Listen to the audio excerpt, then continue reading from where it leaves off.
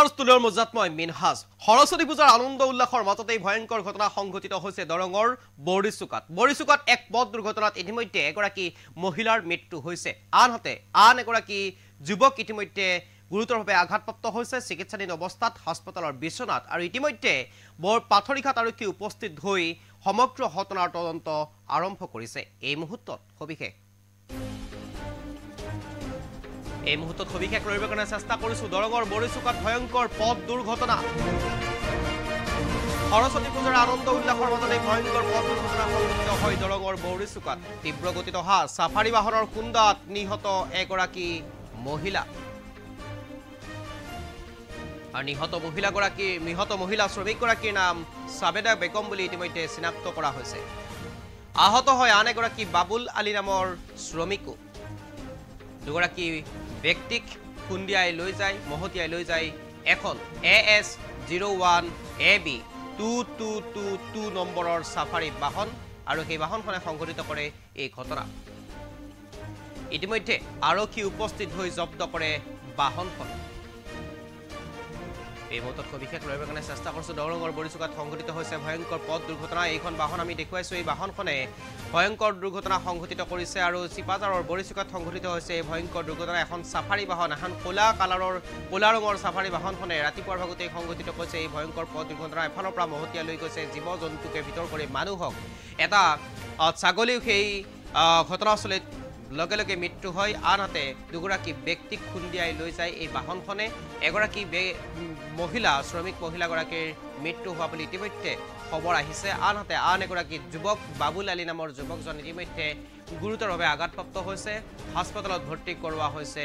তৎকালীনভাৱে এই মুহূৰ্তত এই সবিশেষ খবৰ ল'বৰ কাৰণে চেষ্টা কৰিছো AS01 AB 2222 নম্বৰৰ এই যিখন ক'লা ৰঙৰ সাফাৰী বাহন এই সাফাৰী বাহনখনে সংঘটিত কৰিছে এই ভয়ংকৰ পথ দুৰ্ঘটনা আৰু সৰস্বতী পূজাৰ আনন্দ উল্লাসৰ মাজতে সংঘটিত হয় এই দুৰ্ঘটনাত এগৰাকী মহিলাৰ ইতিমধ্যে মৃত্যু হোৱাৰ খবৰ আহিছে এই মুহূৰ্তত প্ৰত্যক্ষদৰ্শীৰ মন্তব্য আছে শুনাব বিচাৰিছো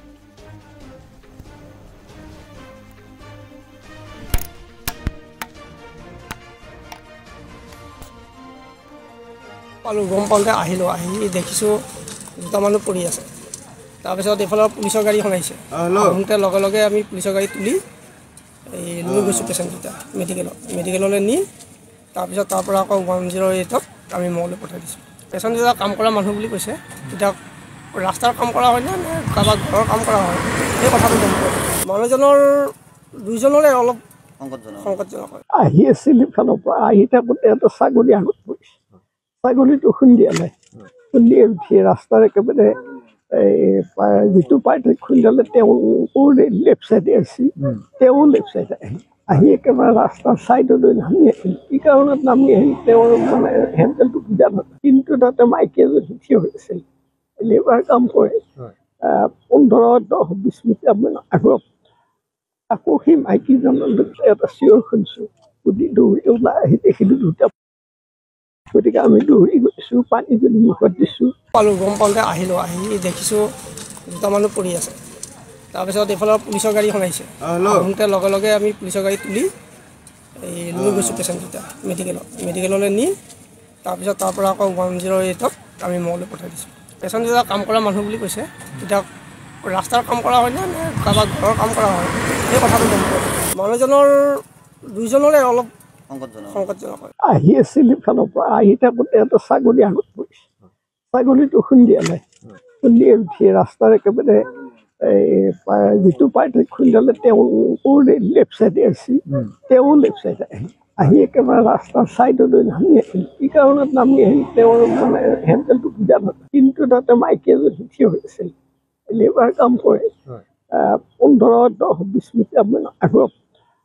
আকৌ সেই মাইকীজনলৈ এটা চিঞৰ শুনিছোঁ সুধি দৌৰি ওলাই আহি দেখিলোঁ দুটা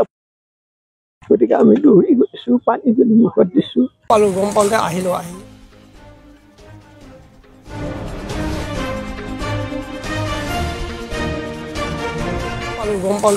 আহি দেখিছোঁ দুটা মানুহ পৰি আছে তাৰপিছত